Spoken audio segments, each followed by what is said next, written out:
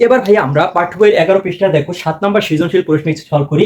দেখো এখানে দেওয়া আছে কি, দেখাও যে ক নম্বরে বলছে কি, দেখাও যে 69 সংখ্যাটি এবং এর অঙ্কদ্বয় স্থান বিনিময় করলে যে সংখ্যা পাওয়া যায় তার যোগফল 11 এর গুণিতক। তাহলে ভাই আমরা কি করব, এই যে 69 সংখ্যাটিকে প্রথমে স্থান বিনিময় বলছে কি, স্থান বিনিময় করব। তাহলে 69 সংখ্যাটিকে আমরা প্রথমে স্থান বিনিময় করব। স্থান বিনিময় করে যে নতুন সংখ্যাটা পাবো তার কি যোগফল, মানে আগের সংখ্যাটার সাথে তার যোগ করে যোগফল বের করব, এবং যোগফল বের করে আমরা কি করব, ভাগ করব। যদি ভাগ শেষ আমাদের শূন্য আসে তাহলে এই থিওরিটা মানবে। তাহলে আমরা লিখি অতএব সংখ্যাটি ইজ ইকুয়াল টু কত ভাইয়া, 69। তাহলে আমাদের মোট সংখ্যাটি মানে এখানে দেওয়া আছে কি 69। এখন আমরা লিখব কি, একক স্থানীয় অঙ্ক। ভাইয়া এটার একক স্থানীয় অঙ্ক হলো 9, ইজ ইকুয়াল টু কত 9। আবার ভাইয়া দশক স্থানীয় অঙ্ক হলো কত 6। এখন ভাই এটারে আমরা কি করব, স্থান বিনিময় করব। অতএব সংখ্যাটির স্থান বিনিময়, সংখ্যাটির স্থান বিনিময় করলে সংখ্যাটি হবে। এখন ভাই স্থান বিনিময় করলে আমাদের সংখ্যাটি হবে কি, একক স্থানীয় জায়গায় হবে দশক এবং দশক স্থানীয় জায়গায় হবে কি একক। তাইলে আমাদের 69 কে আমরা উল্টে যদি লিখি তাইলে 96 এটা হয়। এখন ভাই কি করব, এই যে 96 আমরা পেয়েছি এটা কি আমাদের স্থান বিনিময় করার পরের মানটা, আর আমাদের আগের মানটা কত, আগের সংখ্যাটি হচ্ছে 69। এখন ভাই এই দুইটা আমরা কি করব, যোগ করব। তাহলে আমরা এখানে লিখতে পারি অতএব সংখ্যা দুটির যোগফল ইজ ইকুয়াল টু আমাদের কত, 96 যোগ 69। তাহলে আমাদের এখানে যোগফল হয় 165। এখন ভাই এই 165 আমাদের কিন্তু যোগফল হয়েছে। এখন বলছে কি 11 এর গুণিতক কিনা এটা আমরা দেখবো, মানে 11 দিয়ে এই যদি 165 ভাগ করি সেক্ষেত্রে আমাদের ভাগশেষ শূন্য আসে কিনা। দেখো আমরা ভাগ করি, এটাকে আমরা সরাসরি 11 দ্বারা ভাগ করি। তাহলে 11 দ্বারা ভাগ করলে দেখো 16 ক্ষেত্রে একবার যায়, তাহলে আমাদের হয় 11 থাকে 5 আর 5, তাহলে 55 ভিতরে 5 11 কত 55। সেক্ষেত্রে কিন্তু আমাদের ভাগশেষ শূন্য আসে। তাহলে ভাইয়া বলছে কি, দেখাও যে 69 সংখ্যাটি এবং এর অঙ্কদ্বয় স্থান বিনিময় করলে যে সংখ্যা পাওয়া যাবে তার যোগফল কত, 11 এর গুণিতক। তাহলে ভাই এটা হলো কি আমাদের 11 এর গুণিতক, কারণ ভাগশেষ আমাদের কত শূন্য আসছে। তাহলে আশা করি ভাইয়া ক নাম্বারটা তোমরা বুঝতে পেরেছো। তারপরে যদি বুঝতে অসুবিধা হয় অবশ্যই আমাকে কমেন্ট করবে, আর ক্লিয়ার ভাবে বুঝিয়ে দেবো। তো আমি খ নাম্বারে চলে যাই। এবার ভাই দেখো আমরা খ নাম্বারটা সলভ করি। খ নাম্বারে আছে কি, সংখ্যা প্যাটার্নটি প্রথম 20টি পদের সমষ্টি নির্ণয় করো। এখন ভাই এই যে সংখ্যা প্যাটার্ন দেওয়া আছে, এর প্রথম 20টি পদের সমষ্টিটা নির্ণয় করতে বলছে। তাহলে ভাই এখানে আমাদের দেখো প্রথম পদ আবার দেওয়া আছে কত, 3 ক। তাহলে আমরা লিখতে পারি দেওয়া আছে ক তম পদ 3 ক ইজ ইকুয়াল টু 3 ক। তাহলে ভাই আমাদের বলছে কি প্রথম 20টি পদের সমষ্টি, তাহলে আমরা লিখবো 20 তম পদ ইজ ইকুয়াল টু 3, আর এখানে ভাইয়া পর জায়গায় আমরা লিখবো কত 20। তাহলে দেখো 3 আর 20 গুণ করলে আমাদের কত হয় 60। এখন ভাই আমাদের এখানে সমষ্টি বের করতে বলছে। তাহলে সমষ্টির সূত্র আমাদের নেওয়ার জন্য আমাদের প্রথমে কি করতে হয়, প্রথম পদটা নিতে হয়, তারপরে শেষ পদ, তারপরে ভাই পদ সংখ্যা নিলে তারপর আমরা সমষ্টির সংখ্যা মানে সূত্রটি প্রয়োগ করতে পারবো। তাহলে আমরা লিখতে পারি এখানে এখানে প্রথম সংখ্যা। তাহলে ভাইয়া প্যাটার্নের প্রথম সংখ্যা কত, দেখো এর প্রথম সংখ্যা আছে কিন্তু 3, তাহলে ইজ ইকুয়াল টু কত 3। তাহলে সংখ্যা প্যাটার্নের এখানে তোমরা লিখতে পারো যে সংখ্যা প্যাটার্নের প্রথম সংখ্যা হলো কত 3। তারপরে দেখো শেষ সংখ্যা ইজ ইকুয়াল টু শেষ পদ সংখ্যা। এখন পদ সংখ্যা ইজ ইকুয়াল টু কত, তাহলে আমাদের 20টি পদের সমষ্টিটা বের করতে বলছে। তাহলে আমাদের পদ সংখ্যা হলো কত, এই 20। তাহলে আমরা এখানে লিখবো 20। এখন ভাইয়া অতএব সমষ্টি, আমাদের পদের সমষ্টি বের করতে বলছে। সমষ্টি ইজ ইকুয়াল টু, তোমরা সূত্রটা লিখে দাও। তাহলে আমরা জানি সমষ্টির সূত্র কি, প্রথম সংখ্যা যোগ শেষ সংখ্যা ইনটু কি পদ সংখ্যা বাই কত 2। তাহলে ভাই এখন আমরা মানটা লিখে দেই। তাহলে মান দেখো প্রথম সংখ্যা কত, এই যে আমরা প্রথম সংখ্যা নিয়েছি কত 3। তাহলে দেখো 3 যোগ শেষ সংখ্যা কত ভাইয়া, শেষ সংখ্যা আমরা নিয়েছি কত 60। তাহলে আমরা শেষ সংখ্যা এই যে 60 পেয়েছি, আমরা লিখি 60 আর ভাগ 2 গুণ ভাইয়া পদ সংখ্যা কত, এই যে পদ সংখ্যা আমরা 20 পেয়েছি, এই 20টা লিখবো পদ সংখ্যা। তাইলে 20। এখন আমরা ইজ ইকুয়াল টু করি, ইজ ইকুয়াল টু দেখো এই 60 আর 3 যদি যোগ করি 63 হয়, ভাগ 2 আর এখানে 20 কে আমরা উপরে নিয়ে আসবো। এখন এটা যদি তোমরা ইজিক্যাল টু করো তাহলে রেজাল্ট আসে 630। তোমরা ক্যালকুলেটর দিয়ে ইজিক্যাল টু করবে। তাহলে ভাই আমাদের বলছে কি প্যাটার্নের সংখ্যাটি প্রথম 20টি পদের সমষ্টি নির্ণয় করো। তাহলে প্যাটার্নটির প্রথম 20টি পদের সমষ্টি হলো কত?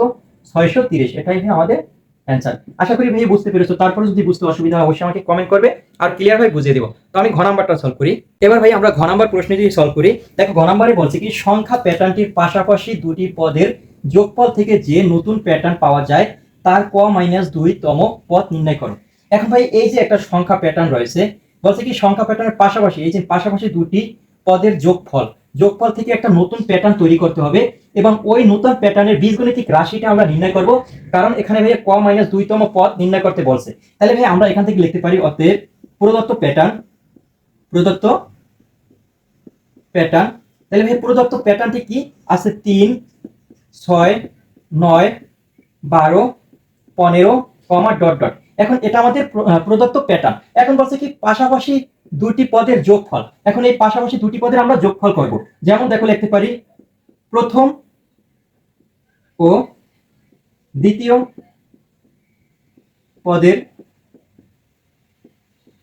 যোগফল ইজ ইকুয়াল টু, তাহলে প্রথম আর দ্বিতীয় পদের যোগফল হয়ে কত? যেমন 3 আর 6, এখানে প্রথম পদ আছে 3 আর দ্বিতীয় পদ আছে 6, এই দুইটা আমরা যোগ করব। তাহলে 3 যোগ 6 ইজ ইকুয়াল টু কত? 9। তারপরে ভাইয়া আবার দেখো আমরা কি করব? দ্বিতীয় পদ আর তৃতীয় পদ আবার যোগ করব। তাহলে এখানে লিখব দ্বিতীয় ও তৃতীয় পদের যোগফল ইজ ইকুয়াল টু কত ভাইয়া? 6 যোগ 9 ইজ ইকুয়াল টু 6 আর 9 যোগ করলে আমাদের হয় 15। তারপরে ভাইয়া আমরা কি করব? এই যে দেখো তৃতীয় পদ আর চতুর্থ পদ এই দুইটা আবার যোগ করব। তাহলে তৃতীয় ও চতুর্থ পদের যোগফল ইজ ইকুয়াল টু তাহলে কত? 9 যোগ 12। 9 আর 12 যদি আমরা যোগ করি সেক্ষেত্রে আমাদের হয় 21। তাহলে ভাই আর চতুর্থ আর পঞ্চম নেওয়ার প্রয়োজন নাই, কারণ আমরা যদি তিনটা সংখ্যা বের করি সেটাই আমাদের মানে প্যাটার্ন করার ক্ষেত্রে প্রয়োজন, আর বেশি নেওয়ার প্রয়োজন নাই। তাহলে ভাই আমরা এখান থেকে লিখতে পারি নতুন প্যাটার্ন, অতএব প্রদত্ত নতুন প্যাটার্ন। তাহলে প্রদত্ত নতুন প্যাটার্ন কি ভাইয়া? দেখো প্রদত্ত নতুন প্যাটার্ন লেখার কারণ কি? বলছে কি পাশাপাশি দুটি পদের যোগফল থেকে যে নতুন প্যাটার্ন পাওয়া যায়। তাহলে যে নতুন প্যাটার্ন পাওয়া যায়, এই যে নতুন প্যাটার্ন পাওয়া যায়, তাহলে আমরা দেখো এখন নতুন প্যাটার্ন কি? এই যে যোগফল করে মানে পাশাপাশি দুটি সংখ্যা যোগফল করে যে সংখ্যাটা পেয়েছি এটি আমাদের কি প্রদত্ত নতুন প্যাটার্ন। তাহলে প্যাটার্নটি কি কি পেয়েছি? 9 15 তারপরে ভাই 21 ডট ডট ডট। তাহলে এটি আমাদের কি প্রদত্ত নতুন প্যাটার্ন। এখন ভাই বলছে কি তার ক মাইনাস 2তম পদ নির্ণয় করব। তাহলে পদ নির্ণয় করার ক্ষেত্রে আমরা যে নতুন প্যাটার্নটা তৈরি করছি সেখান থেকে আমাদের বীজগণিতিক রাশিটা আগে বের করতে হবে, কারণ পদ নির্ণয় করার নিয়ম কি? আগে বীজগণিতিক রাশিটা বের করতে হয়, তারপর ভাই পদ নির্ণয় করতে হয়। এখন দেখো আমরা লিখতে পারি এখানে প্রথম সংখ্যা ইজ ইকুয়াল টু, এখন দেখো এই প্যাটার্নে নতুন প্যাটার্নে প্রথম সংখ্যা কত? 9। তাহলে 9 আমরা লিখি এখানে 9। এখন এই 9 এর বীজগণিতিক রাশিটা কি ভাইয়া? দেখো বীজগণিতিক রাশি নির্ণয় করার সূত্র কি? পার্থক্য গুণ ক যোগ প্রথম সংখ্যা মাইনাস পার্থক্য। তাহলে ভাইয়া আমরা এখানে মানটা বসাই। দেখো পার্থক্য আছে কত? এখন ভাইয়া এই যে মানটা বের করেছি নতুন প্যাটার্ন, এখন আমাদের উপরে যে প্যাটার্নটা রয়েছে এটার দিকে আর লক্ষ্য করবে না, আমরা নতুন যে প্যাটার্ন রয়েছে এই প্যাটার্নের দিকে লক্ষ্য করবো। এখন পার্থক্যকে বিয়োগ, দেখো 15 থেকে যদি 9 বিয়োগ করি সেক্ষেত্রে আমাদের কত হয়? যেমন 6। আবার দেখো 21 থেকে যদি 15 বিয়োগ করি সেক্ষেত্রে আমাদের কিন্তু 6। তাহলে পার্থক্য আমরা এখান থেকে ধরতে পারি কত? পার্থক্য হলো আমাদের 6। তাহলে আমরা এখানে লিখি পার্থক্যর জায়গায় লিখবো 6 গুণ ক তারপরে ভাইয়া যোগ এখন প্রথম সংখ্যা। তাহলে প্রথম সংখ্যা কোনটা ভাইয়া? এই যে নতুন প্যাটার্নে আমরা উপরে যে প্যাটার্নটা রয়েছে এটার চিন্তা করবো না। তাহলে নতুন প্যাটার্নের প্রথম সংখ্যা কত ভাইয়া? 9। আমরা এখানে 9 লিখবো মাইনাস পার্থক্য কত ভাইয়া? এই যে পার্থক্য পেয়েছি 6। তাই এখন দেখো এখানে কত? 6 ক যোগ 3। তাইলে ভাইয়া এই যে আমরা বীজগণিতিক রাশির যে প্যাটার্নটা আমরা নির্ণয় করব সেটা আমাদের কি? 6 ক যোগ বীজগণিতিক রাশি। এখন দেখো ভাইয়া এখানে আমরা কি করব? 9 এর ক্ষেত্রে আমরা এই মানটা লিখে দেই ইজ ইকুয়াল টু, তাহলে এখানে সূত্রের 6 গুণ এখন কর জায়গায় আমরা লিখবো কি? এই যে প্রথম সংখ্যা নির্ণয় করছি তাহলে কর জায়গায় আমরা প্রথম সংখ্যাটা লিখবো। তাহলে কর জায়গায় আমরা লিখবো 1 তারপর ভাই সূত্রের 3। এখন দেখো আমরা যদি গুণ করি 6 আর 1 গুণ করলে হয় 6 আর যোগ 3 করলে আমাদের কিন্তু এই 9টা আসে।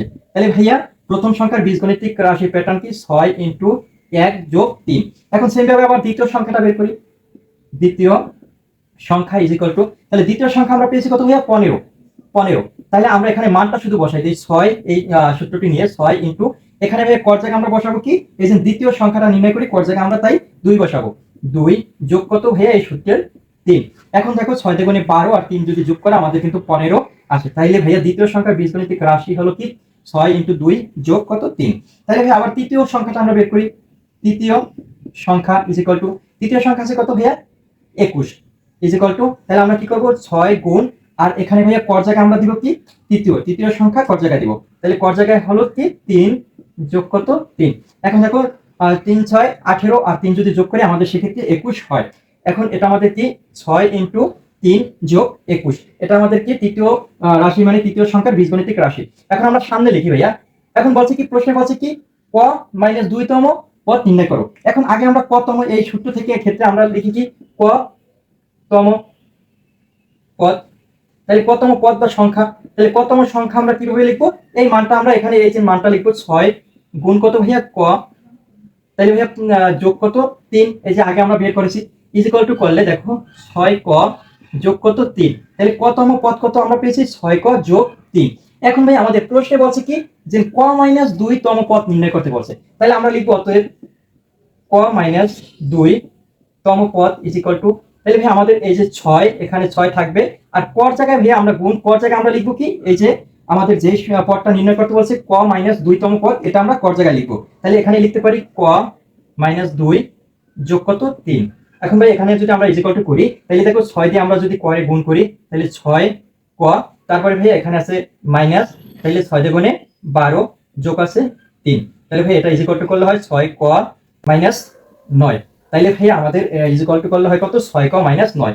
এখন দেখো ক মাইনাস 2তম পদ নির্ণয় করে বলছে, তাহলে ক মাইনাস 2তম পদ হলো কি 6 ক মাইনাস 9, এটাই আমাদের কিন্তু অ্যান্সার। তাহলে ভাইয়া আশা করি বুঝতে পেরেছো। প্রথমে আমরা কি করব, প্রদত্ত বলছে কি সংখ্যার প্যাটার্নটির পাশাপাশি দুটি পদের যোগফল করব। তাহলে পাশাপাশি দুটি সংখ্যার যোগফল করে আমরা নতুন একটা প্যাটার্ন তৈরি করছি। নতুন প্যাটার্ন থেকে আমরা কি করব, বীজগণিতিক রাশিটা, যেহেতু আমাদের কতম পদ নির্ণয় করতে বলছে, তাহলে আমাদের কি বীজগণিতিক রাশিটা নির্ণয় করেছি ভাইয়া। বীজগণিতিক রাশি নির্ণয় করে কতম পদ আমরা নির্ণয় করেছি, তারপর ভাইয়া ক মাইনাস 2তম পদ নির্ণয় করেছি। তাহলে ক মাইনাস 2তম পদ কত হয়েছে 6 ক মাইনাস 9। আশা করি ভাইয়া এই তিনটি গণিত তোমরা ইজিলি বুঝতে পেরেছো। তারপরে যদি সৃজনশীল প্রশ্ন কোনো বুঝতে অসুবিধা হয় অবশ্যই আমাকে কমেন্ট করবে, আরো ক্লিয়ার ভাবে বুঝিয়ে দিব।